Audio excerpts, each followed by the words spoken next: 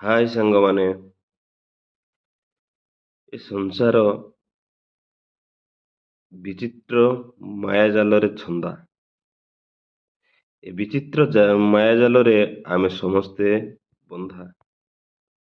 ଦେଖନ୍ତୁ, ଏ ସଂସାରର ସମସ୍ତ ଭୋଗ ସାମଗ୍ରୀକୁ ଯେତେ ଭୋଗ କଲେ ମଧ୍ୟ ଏ ଇନ୍ଦ୍ରିୟ କେବେ ତୃପ୍ତ ହେଉନାହିଁ। ଲାଗୁଛି ସେ ଇନ୍ଦ୍ରିୟ ମାନଙ୍କ ପାଇଁ ଯେଉଁ ସୁଖଭୋଗ୍ୟର ସାମଗ୍ରୀ ଗୁଡ଼ିକ ଅଛି ବା ଆମେ ଯେଉଁଥିରେ ଆନନ୍ଦ ପାବୁ ବୋଲି ଭାବୁଛେ, ପ୍ରକୃତରେ ଏହା ଏକ ଜାଲ। ଯେଉଁ ଜାଲରେ ପଡ଼ି ଆମେ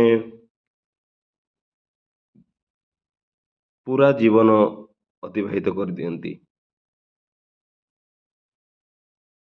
ତାରି ପଛରେ ଗୁଡ଼ାଇ ଆମେ ସମସ୍ତ ଆୟୁ କ୍ଷୟ କରିଦିଅନ୍ତି। କିନ୍ତୁ ପ୍ରକୃତ ଆନନ୍ଦ ତ ଭଗବାନଙ୍କ ପାଖରେ ଅଛି, ଯାହାକି ଅତି କଲ୍ୟାଣକର। କଲ୍ୟାଣ ତ ସେ ହିଁ କରିଥାନ୍ତି। ତାଙ୍କ କୃପା ହେଲେ ହିଁ ଆମକୁ କଲ୍ୟାଣ ମିଳିଥାଏ। ସେହି କୃପାମୟ ଭଗବାନ ମଧ୍ୟ ଆମକୁ ସେହି ଜାଲରୁ ମୁକ୍ତ କରିବା ପାଇଁ କୃପା କରନ୍ତି ଏବଂ ସେ ହିଁ ଏଇ ଜାଲ ବିଛେଇଛନ୍ତି। ମାତ୍ର ଆମେ ବୁଝିପାରୁନା, ଏ ଇନ୍ଦ୍ରିୟ ମାନଙ୍କ ଦ୍ୱାରା ଆସକ୍ତ ହୋଇ ଆମେ ସାମାନ୍ୟ ଆନନ୍ଦ ବା ସୁଖ ଲାଳସାରେ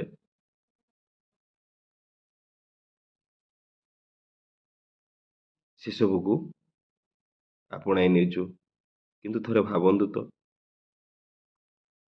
ଆମେ ଅର୍ଥ ଉପାର୍ଜନରେ 60 ବର୍ଷ ପର୍ଯ୍ୟନ୍ତ ଲାଗିଥାଉ, ହେଲେ ସେ ଉପନୀତ ବୟସରେ ଆମେ ଯଦି କୋଟିପତି ବି ହେଇଯାଉ, ଫାଇଦା କ'ଣ?